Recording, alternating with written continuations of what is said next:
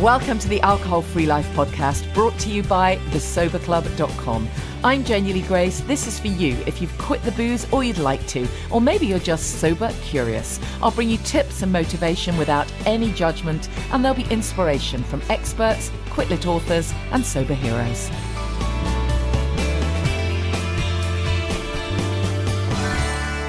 Hi and welcome to the Alcohol Free Life podcast. I'm Janey Grace. I really hope you're well. Don't forget, by the way, that you can follow me on social media at Janey Grace, and you can use a hashtag for the Sober Club. Make sure you keep up with all the stuff that's going on. And also, right at the start of the podcast, just a reminder that the Sober Club is there for you. We have members who are sober curious, right through to people who have been sober for, I think we've got one member who's 12 years or something, because it's all about the what's next. So I wanted to talk about the topic of anxiety and health anxiety, particularly today. So I've got a really interesting guest coming up a little bit later who has really done an in-depth book on this whole topic, how to understand and deal with health anxiety. Everything you need to know to manage health anxiety. She's Katy Georgiou, and it's a really interesting book, because the whole topic, we think, what is health anxiety? So we'll get into all of that. I mean, is it just that you want to take care of yourself, because that would be completely normal, or is it something more than that? So she looks into the science behind health anxiety, how it affects our mind and body, how we can get control of it. And the idea of the book is that we have a better understanding of what health anxiety is and how it manifests and how we can identify the symptoms. And of course, for those people, who are ditching the booze, I mean, it's a really fascinating topic, because often the reason that we decide, okay, it's time to stop drinking, is that we recognise that we've got health concerns, we've got health issues. And we know, because, none of us are completely stupid, we do know that drinking alcohol is not going to be doing us any favours. It is incredible, actually, how long it goes on with some of us, despite health things, despite little concerns and niggles, we still carry on. The amount of women with HRT and all kinds of symptoms, and they'll do anything but stop drinking. They'll go through everything else and get the HRT and get the antidepressants and take all the stuff, but they won't remember this part. And I guess, that's the way society wants it to be, isn't it? But it really is incredible when often, in every case, I would say that should be the first step. The absolute first step should be quit the booze and then have a look at what's going on. Then you can sort of start from a level playing field, can't you? And really, there isn't any health condition that stopping drinking doesn't help with, if you see what I mean. It's a bit of a double negative, but there isn't anything that will get worse. Let's put it that way. So your health is in no way going to get worse if you stop drinking. It can only, in many cases, get better or stay the same, but it most certainly isn't going to get worse. And I know so many people within the Sober Club that have found that their chronic conditions have just literally gone. People with hay fever, people with asthma, people with all kinds of conditions. And that's before we even get on to emotional situations and anxiety and all kinds of other stuff. And I'm not a doctor. I'm not trying to give you medical advice, but I am saying that I absolutely know that you can't possibly do yourself any harm by quitting the booze. I mean, as long as, just to caveat that, as long as you're not clinically dependent, in which case, of course, it is dangerous to stop. That, the messages I give are for those people who are what we call grey area drinkers. They're somewhere on that spectrum. They're not at rock bottom, but they're drinking more than they want to. And if that's you, then you can absolutely quit the booze. And oh my goodness, it'll be the best thing you've ever done for your health and well-being. So there was a piece I saw recently. I just wanted to mention this. It was a Huffington Post article, actually.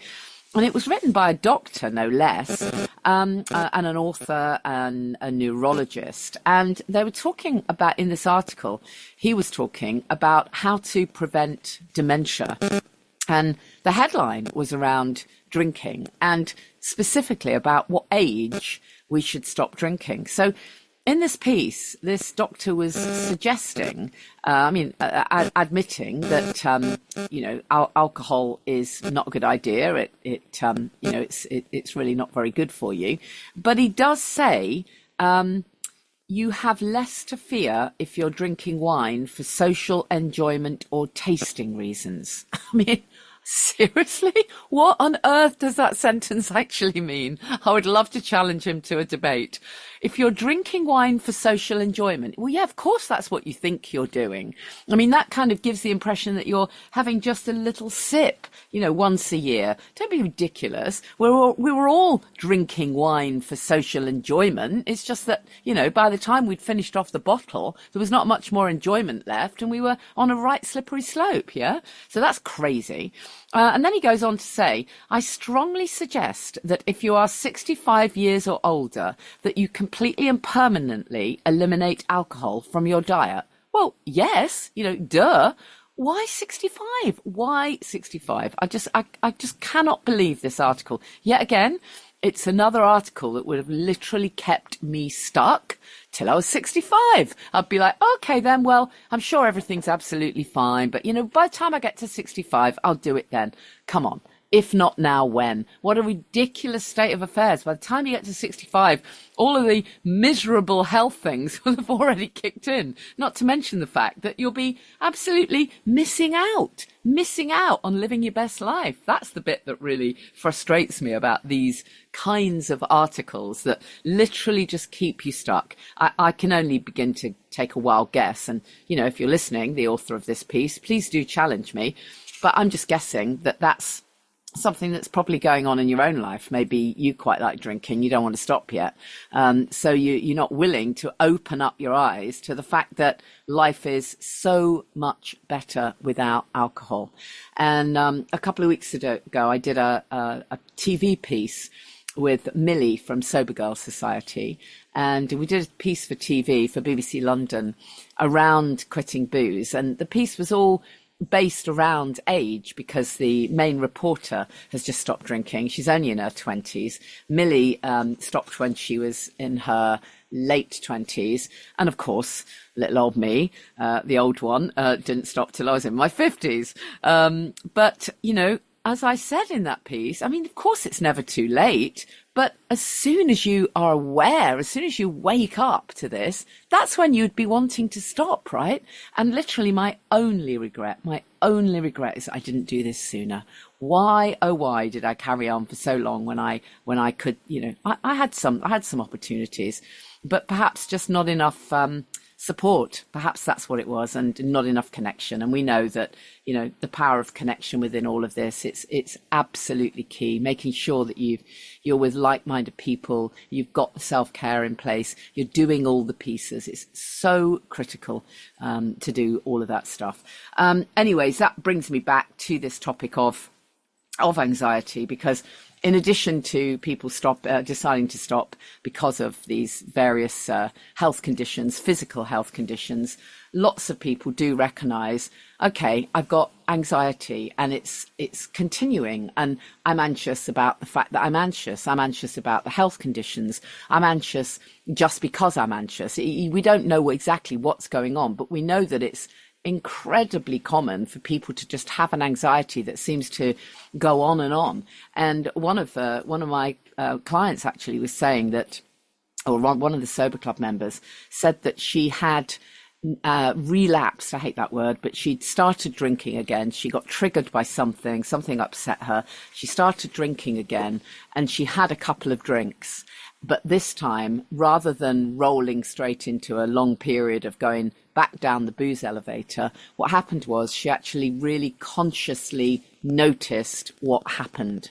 So she noticed how she felt. And she felt, as you might imagine, after being sober for a lot of months, 9 months or something, she felt a huge sense of shame and annoyance at herself, really irritated at herself.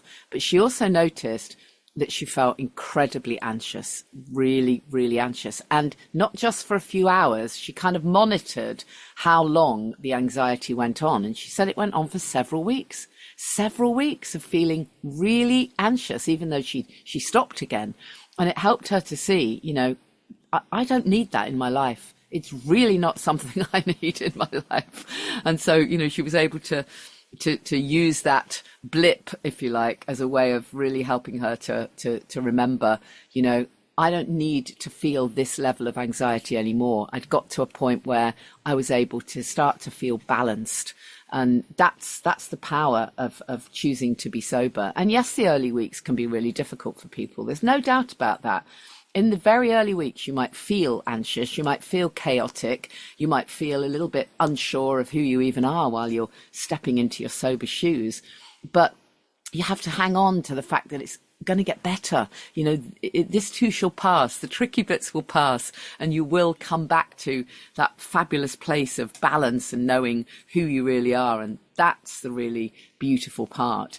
And just before we get into the interview with my guest, Katy Georgiou, I just want to share a couple of things around anxiety with some of the couple of the tips and the tools that I've found so unbelievably beneficial when I've done lots of workshops and worked with lots of people who recognize that they do get anxious from time to time. They do have a bit of a panic attack or a feeling of, not being able to cope, feeling really overwhelmed.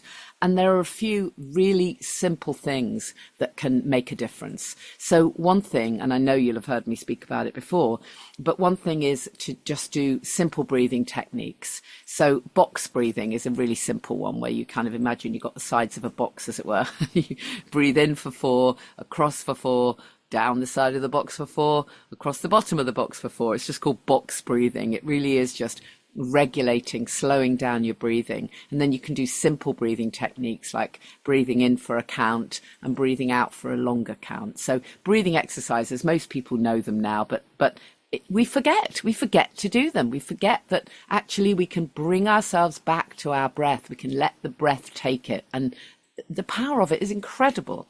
The other really beautiful technique is to stand straight, the power pose, if you like, but also to stand with your feet hip width apart and place one hand on your heart. And this is linked to something called the heart math technique. If you're interested in that, look it up. It's really fascinating. But at its most simplistic, this is one of the exercises where you simply stand feet hip width apart, chest open, head up, place your hands on your heart. If you're comfortable to do so, close your eyes and slow down your breathing. So just focus on your breathing as you place your hand on your heart. Breathe in through the nose, out through the nose, just for a count of 5, in and out. And then focus on someone or something you love unconditionally. So it could be a person, it might be a place, it might be a pet, but someone you love unconditionally. And just visualize that person, just focus on that person or that pet or that beautiful place, someone or something you love unconditionally as you breathe in and out with your hands still on your heart. And then as you've done those rounds of whatever it is, 5-10 breaths, you can, if you like, another lovely tip is to do a little color wash over the top of that unconditional love, if you like, that picture, and literally do a little color wash of your favorite color, and just take another breath in, another breath out. Open your eyes, and that's it. It takes seconds. I mean, if you can do it for 5 minutes, wonderful. You can only do it for 2 or 3 minutes. It completely slows down your breath. It slows down your breathing and enables you to just feel so much more calm. It brings you back to the present moment. That's what we mean by mindfulness, bringing us back to balance, as long as you're safe in the present moment. I mean, obviously, if there's tiger, then you're going to need to run, aren't you? That's why we get into the fight or flight mode, because our bodies don't know the difference between whether there's a tiger or someone coming at us with a knife or a gun, in which case, of course, the automatic response is the stress response.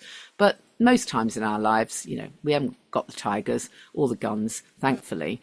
It's just everyday stress, but our body responds the same way. So we have to actually remind ourselves, remind our unconscious mind, it's okay. So we can literally use our body to remind our unconscious mind that we are safe, we're okay in this moment. I mean, that doesn't mean that everything's going to be solved. You might still have, however many bells of hell going on, but in this moment, you can allow your body to know that you are safe. You're okay. In this moment, you're well. And that's everything. That sense of feeling grounded, it really is absolutely everything. So there are lots more techniques and tips that I could share with you. Do check out the Sober Club. We have lots of tips in there. I also do EFT, emotional freedom techniques. So tapping techniques can be amazing as well for reducing anxiety. So if this is something that you have going on, then know that you can take back some control. You really can. You don't have to be that anxious person. There are absolutely ways of taking back a bit of control and putting in some really tiny, simple practices that can really start to make a massive difference to how you're feeling. So I really hope that you enjoy this interview about health anxiety. So my guest is Katy Georgiou. I hope I've said that right. I bet I haven't. Tell me your name. Say it for me. Close. It's Katy Georgiou. Oh, so, okay. I wasn't too far off. Not too far off. The author of How to Understand and Deal with Health Anxiety. So Katy is a professional psychotherapist in a GP surgery and private practice, supporting performing artists.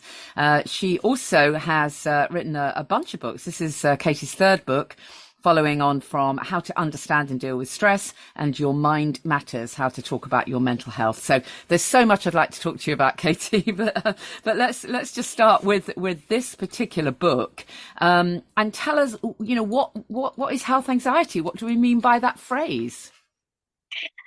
So it's a helpful question actually to begin with, for sure, because I think when people talk about anxiety and health anxiety, we can kind of distinguish it in two categories. So there's the anxiety that a lot of people live with, that they can commonly understand as anxiety. Everybody gets anxious at different points of the day, and typically we can get anxious about our health, and increasingly that's been the case, especially since COVID and people's awareness of health and how their bodies are working is increasingly in our awareness, and so it is creating anxiety.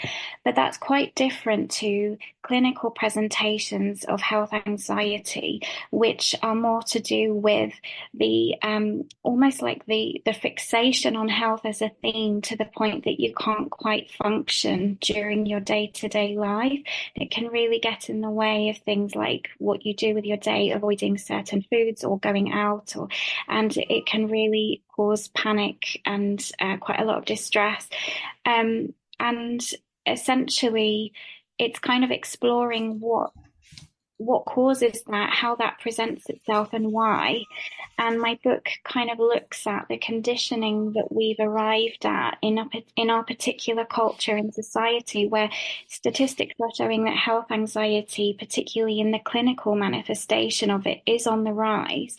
And a lot of that can be put down to more around social media use, 24-hour news cycles that are kind of bombarding us with messages of doom and health issues, and quite a lot of fear mongering. And combined with that, we've just had COVID, and we've also there's a personality aspect to it as well. So if you're quite perfectionist, you have a tendency to worry a lot, you're kind of crippled with a lot of doubt. When that kind of personality trait combines with the sort of environment we're in, that can be a bit of a hotbed for breeding something like health anxiety. So I suppose, to be flippant for a moment, the phrase might be the worried well for some people. It's like, that they're doing all right, but they're bombarded with so many messages that they're convinced that they're not. Is there an element of that, or is that too flippant? It's not flippant at all. And I think with a lot of these things, they're on a scale. And for a lot of people, you can be on the scale of the worried well, and very quickly that can become something else. So if you are part of the worried well group, if we stick with that phrase, you might find that you've had instances in your life where you've experienced anxiety. Maybe, you're quite high functioning, you've got a job, you've maybe experienced a few panic attacks in your life, but you are conscientious, you want to do well, you want to do the right thing, and you're getting messages around people in the news is often polarized between people who are awful or people who are perfect. And we can get into this dichotomy of feeling like if we're not at the top of our game, we're in the gutter and Yeah. we're failing. And that can affect anyone. And if you've got a propensity towards shame and anxiety, that will play on you more and more. And so if you start to go through an event in your life where you're maybe on shaky ground, maybe you're transitioning, changing job, maybe you're going through a pregnancy, menopause, a big life stage of some sort, you're kind of in these shifting sands. And that's usually a time when something like health anxiety can strike, when you're feeling a bit doubtful and uncertain, and suddenly you kind of fixate on a theme and it becomes a preoccupation. So it's certainly something that can affect the worried well and Yeah. can into a more clinical issue. Sure. Yeah. And you're absolutely right that the last few years have definitely not helped with this. I mean, the whole, COVID thing was one big, mass of fear mongering. I mean, talk about collective fear. That was one of the things that I was so unbelievably frustrated at the way we were literally encouraged to be terrified. Yeah. That was the starting point. Be terrified first, Yeah. and I don't think that, I just think you can't, I'm sure you know in your profession that living with that level of stress and fear literally can lead to illness, can't it? I mean, literally does. Stress, that kind of fear and terror is exactly what makes people ill. So I can absolutely see the need for your book, because I can only begin to imagine that there is a huge rise in this. There must be. I'm really interested in when you talk about the kind of how, the impact of the media, the social media thing. So of course we know that there's been a really big rise in awareness of mental health issues. Sort of 10 years ago, there was nothing like the amount of conversations around mental health issues, were there really? Maybe even 5 years ago, I don't know. So on the one hand, that's a really good thing. It's a really good thing, isn't it, that people can talk about it and people can acknowledge, and young people can acknowledge that, they want to make better choices. And certainly, with the work I do, I think it very much links in, because a lot of young people, a lot of millennials are choosing not to drink, for example, because they recognize that it's going to be terrible for their mental health. So on the one hand, that's really good. That awareness is really good. But on the other hand, it puts that spotlight onto every single angle of your life. So I guess everyone is going to be thinking, oh God, well, maybe I was feeling a bit sad and down yesterday. So maybe there's something wrong with me too. I don't even know if it's a question. It's just a comment. It's a really valid comment, and it's something I think a lot of people share. And I think it's true that the online environment has a very powerful impact on us, particularly young people. And I think you used this word earlier. You said collective when you were talking about COVID. There is a collective behaviour in how we are responding to news, responding to social media, and there is a kind of collective shaming process that happens as well. So there is a kind of conditioning in a way that's taking place around which aspects we're focusing on, what themes we need to be mindful of. And mental health conversations are coming up more and more. So there is a sense of people sort of potentially who have already been going through something, and maybe they're feeling validated and feeling like they're seen finally, which is great for them. But particularly, I think if someone has maybe not had any particular issue in the past, may be inclined to start wondering and questioning, and possibly even feeling a bit guilty that they didn't know this stuff before, and feeling like they ought to be, and getting more involved in the conversation. And there can be maybe a blurring of some boundaries there around what's clinical and not clinical, and when is something really an issue, and when is it okay to just talk to a friend, and when is it fine to when do I talk about it? When do I hold back? I think these questions are not fully formed and answered yet. So I think there's a lot of validity in what you're saying there. Equally, I hope I've answered what No, you. you have. Yeah, definitely. It's a really interesting one, isn't it? Because, you're a psychotherapist, so you deal with this stuff. I mean, I never know how to even phrase the question, but I'll give it a go. So, how do we know whether, when someone has depression, in inverted commas, how do we know whether that is, in inverted commas, clinical, or whether they're going through some stuff? Because life is life, right? And so, for example, I'll have clients in my coaching work, and they'll sometimes say to me, I've been on antidepressants for 20 years. Right. And I'll say, what happened then? Was there, was there a clinical diagnosis? What happened? And typically the answer will be, oh, it was when I went through a divorce, or it was when such and such happened, or my parents died suddenly and I wasn't coping very well. And so they've been on antidepressants for however many years, possibly not even reviewed. And by the way, they're drinking a bottle of wine a night, but that's a separate issue. We'll talk about that in a moment. But my point there would be, does that mean that because they had that really difficult life experience that they were, in inverted commas, clinically depressed and should be put on medication, or not? No, it's a really important question, and these are exactly the kinds of debates that are often had within psychotherapeutic circles, and that there seems to be a bit of a faction at times between the medical view of viewing mental health and the kind of, I guess, the more systemic manifestations of it. I guess what you're talking about is circumstantial life impact. Trauma events that happen to us. And again, these things are on a scale. And what I would say is that, life is hard for everybody.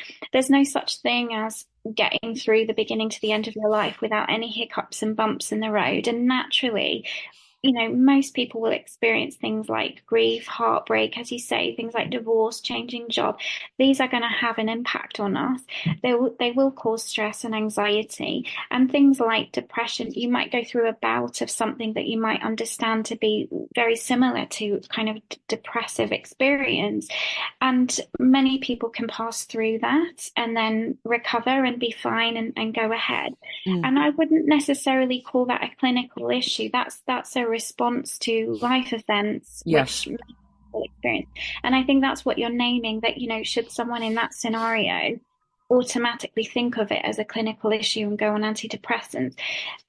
Obviously, I'm not a doctor, so I can't speak from that side of things. As a therapist, what I'd say is, you can look at it as a very logical, creative adjustment to what's happened in your life, that of course you're going to have an experience of feeling down for a while, and it might even be quite acute and quite far-reaching and pervasive. But the question to which it's a clinical issue is on how pervasive it gets, how long it lasts for, and how much it interrupts your day-to-day to the point that you just can't function. And if obviously you've got symptoms like that long after a scenario of divorce, such as the example you mentioned, if still many, many months later, you're still feeling the same and it's affecting your day-to-day life to the extent you can't function, that might be a moment where you start to consider, this isn't just a circumstantial issue, there's something else going on here, and maybe I will look into getting a specific diagnosis if that feels helpful to you, because that's another issue around labeling. For some people, there are some people that find it, I find this very much in my practice. You get two camps of people often, the ones that really, really feel relieved by a label because it puts a name on what you're going through, and it gives you a sense of relief that, oh, finally, I understand what's wrong, I know what I'm dealing with, and there's a solution to deal with it. Then you get the other camp of people who don't want to be labeled because of what that means, and they have a sense that that means there's something wrong with them, that they're broken and they need fixing, and then that goes into triggering feelings of shame And for them, it can be helpful, in fact, to not think of it in that way, but to just look at it as this is how they organize their experience in the world, and having space to talk and air things is what they need, and something more therapeutic is helpful. So it really depends on what angle you're coming at it from. Yeah, Um, yeah. yeah.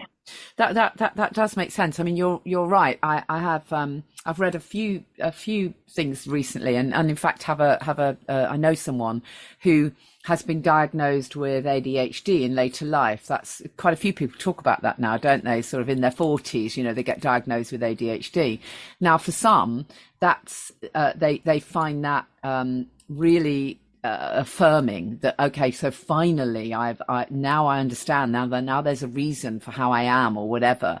And then for others, it's a case of, well, okay, so I've affirmed that, but that doesn't mean I'm going to now go on medication. What can I do? So it is interesting, this whole thing around labels, isn't it? You're absolutely right. I suppose the question, one question around this whole health anxiety thing is so what's normal, in inverted commas? Because of course we don't want a situation where we don't care about our health, and do we? We don't want it to be like that, because if we don't ever get anything checked out, if we're not aware of what our body is telling us, then we're going to miss important signs. So that would be completely the wrong end of the extreme. But on the other hand, constantly being stressed, as you talk about in your book, I think I'm right in saying that what you're saying is that health anxiety can literally translate to physical symptoms. It's not just a case of I'm worried about something. People can actually be physically presenting with something, right? So one thing absolutely can lead to another. So what's the happy medium? Again, such an important question, and I think what you're naming, I can imagine a lot of listeners are thinking exactly. Yeah, they're probably listening right now, going, yes, I can tell. They get it from what you said. And what I want to say to that is, yes, we need to be aware of our health. It's important.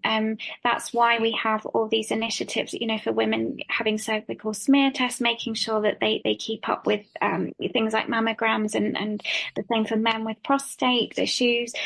Just being, I guess, responsible around health in terms of keeping it on track, eating healthily, making sure you're exercising, all the stuff we all know in a way.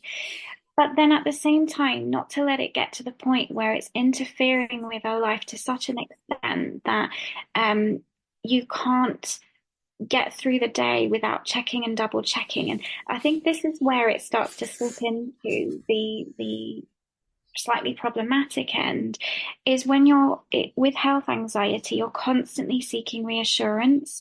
And it doesn't matter how many times you might be told there's nothing wrong. Perhaps you've been to the doctor a few times and you've been told you're fine, you've had a checkup, there's nothing wrong. And because of the way, unfortunately, that obviously because of the finances in the NHS, there are lots of statistics of things going missing, and the symptoms being missed, and that's playing into people's fears and kind of booking appointments again to get second opinions. And so to some extent there's a logic behind that, but if it's getting to the point where you've had 2 or 3 appointments, you've got second opinions, third opinions, you're being told you're fine, but you're still checking and double checking, and you're looking online and you're finding symptoms and you're panicking that you've got a symptom like your heart is palpitating, you're convinced you're having a heart attack, you're told you're not, and then you ask someone, am I okay? And nothing that anyone says is appeasing that anxiety. That's when you can be pretty sure that you're dealing with something more along the lines of health anxiety that is tipping over that balance of using that word normal. That's when you might have an unusual presentation that you might think of as health anxiety. So it's more akin to OCD in a way, when they're kind of constant intrusive thoughts, really. Yes. So one of the symptoms of OCD and the intrusive thoughts that come up. Usually with OCD, there are different themes, and you can experience a fixation on particular themes. And usually these are to do with the things that you would find the most shaming. So that the worst fear you could ever imagine that would bring upon you the most shame, you fear that this will happen to you, so that you're going to be a bad person in some way or commit some crime, or that someone you love is going to die. And you get these intrusive thoughts and images that perpetuate that fear. And obviously that's another subject, but with health anxiety, it operates in a similar way where your fixation becomes around health. So fear, you're going to die, you're going to end up in hospital, you're going to get cancer, you're going to get a brain tumor, you're going to have a heart attack. You kind of fixate on a particular theme, and that's usually a sign as well that you're dealing with maybe something more along the lines of health anxiety. Yeah.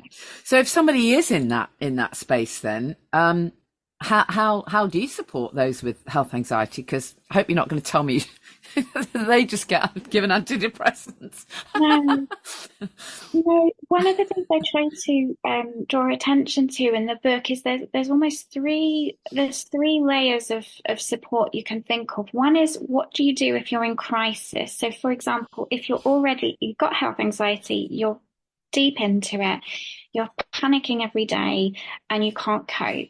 That's very, very different to someone who is maybe not yet experiencing health anxiety, but might be on the way to it on account of the high levels of stress in their life, what they're going through, and their particular personality that maybe might make them likely to develop something like that. So what I would say is, if you're someone on the end of the crisis end of things, certainly it depends how you feel about therapy, but certainly getting support from specialists in the area of health anxiety would be one option. Yeah. I'm very happy to explain how you would go about doing that. But there are also things you can do alone. So you don't have to necessarily have a professional with you, but learning simple grounding techniques, breathing techniques to help you come out of a panic cycle can be very supportive.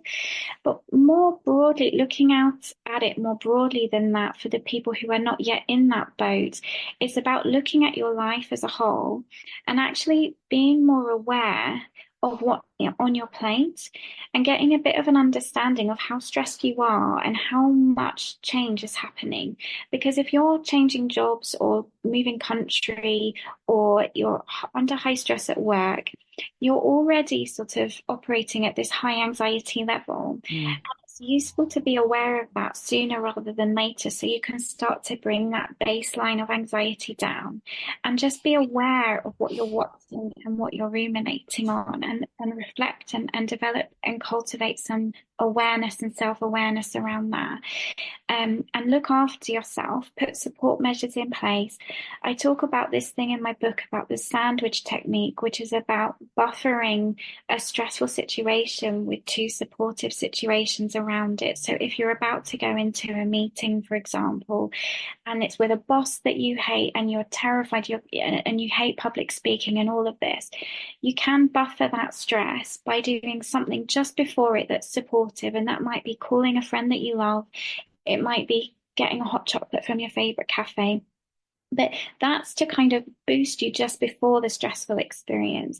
But then as soon as the experience ends, you do something else supportive again to lift you out of it. And the idea is that it stops that stressful thing being the most important part of your day. It reduces the importance of it. And just doing little simple things like that in your day and in your life can just put you on a plane that will make you less susceptible to a crisis. And I explore a lot more of how you do various versions of that in the book. But that's kind of what I would say, if you're in that camp of the worried well, particularly. Yeah, I love that. That's taking back a little bit of control and knowing how to use, as you say, use techniques that can help bring you back to balance. That sounds like a great idea. I'm interested in your, when you talk about the different personality styles, tell us a bit more about that, because again, that's something that crops up a lot with the people that I work with. There'll be people who are people pleasers, really very much kind of in that wanting to please other people the whole time, to the extent that if they're stopping drinking, they'll start again just because somebody else seems to think it might be good, you know. And it's really interesting, isn't it, how our personality, how our personality traits impact on really big decisions that affect our health. Yes, absolutely. What I would say there with personality is, in particular with health anxiety, all anxieties, in fact, probably you'll find in your history that you would always describe yourself as having always been a warrior. So if you're someone that identifies with always being a warrior, certainly, as you said, people pleasing, but also shame. People who are quite shame focused. So they want to be good people, they want to be liked. And it's more that they're motivated towards a kind of morality that they want to be good, they want to do the right thing. They don't like getting in trouble. And getting in trouble can create anxiety. That's the sort of personality type I'm talking about. And these people tend to maybe, I'm being quite generalist here, but I certainly have identified with this as well myself. So I'm not pretending that I'm somehow outside of this, but people who can doubt themselves a lot and maybe in moments of uncertainty are quite indecisive, and don't know where to place their footing, and maybe defer to other people's authority for an answer, and will question, they will question their own authority.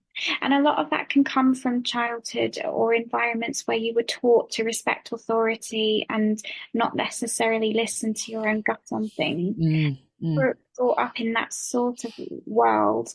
That might make you more susceptible later to kind of not quite trusting yourself and being doubtful. And this is kind of what plays out when you have anxiety around not quite trusting your own experience and needing some reassurance from outside. That's sort of what I mean by personality. Absolutely. Yeah.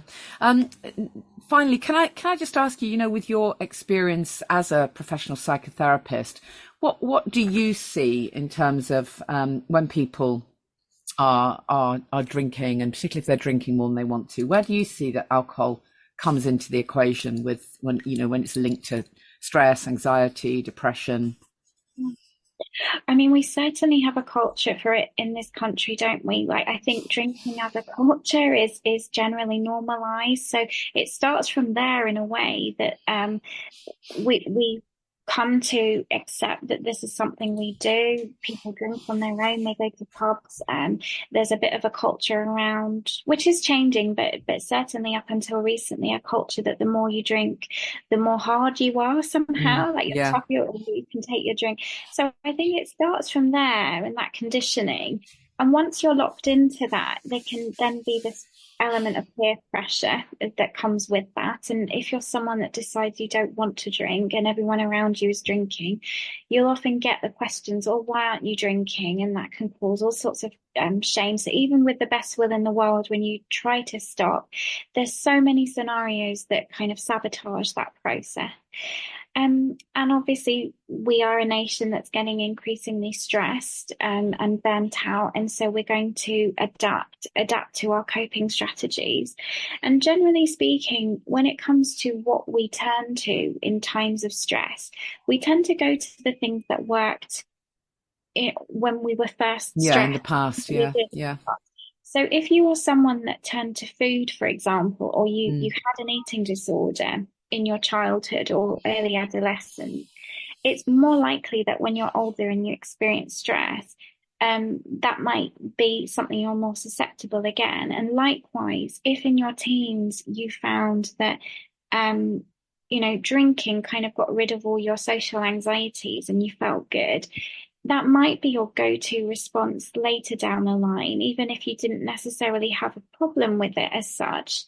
Later down the line, your body will just remember that helped, and you'll kind of reach for it. It almost short circuits your logical thinking. Yeah.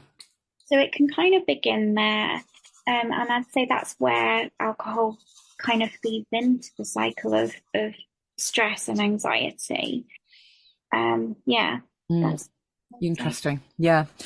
Well, thank you so much. I really appreciate it. I mean, what's the main thing that you hope people will get from this book? What's your sort of aim for the reader? My aim is to kind of increase awareness and compassion. I think it's quite a misunderstood, health anxiety is quite misunderstood and mythologized. People have been using phrases like hypochondriac for a long time. Yes. Yes, and people also have a view of anxiety. And I think it's a way of kind of dispelling some of those myths around what it really is, how it presents, and having compassion both for yourself if you're experiencing it. Because a lot of people go through it and they think they're going mad. And I want to kind of reiterate in the book that this isn't madness, this is common. And also the people who are supporting people having this experience, it's to kind of encourage them to understand it in a slightly different light, that this is kind of common for the age we're in, and there's ways out of it. It doesn't have to be a fixed thing that you're dealing with for the rest of your life. You can recover from it. And whether you do or don't, there is support out there. So it's kind of raising awareness and drawing attention to the compassionate way of looking at it. Yeah, great. Thank you so much. Katy Georgiou is the author of How to Understand and Deal with Health Anxiety, published by Summersdale, and the website is kgcounselor.com. Have I got that right? That's correct. Yeah, brilliant.